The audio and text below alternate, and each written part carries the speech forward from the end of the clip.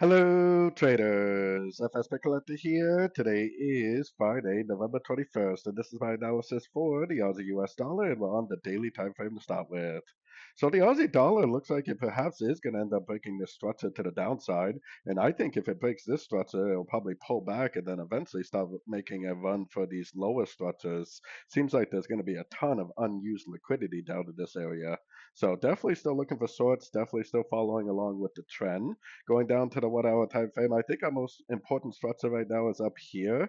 If it does end up going up and breaking this structure, I would throw my Fibonacci retracement on the whole move down, but definitely still very bearish.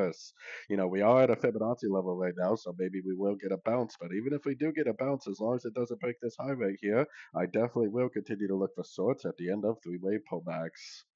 So anyways, don't forget to check out my website linked over here in the corner. And as always, thank you for watching and happy trading.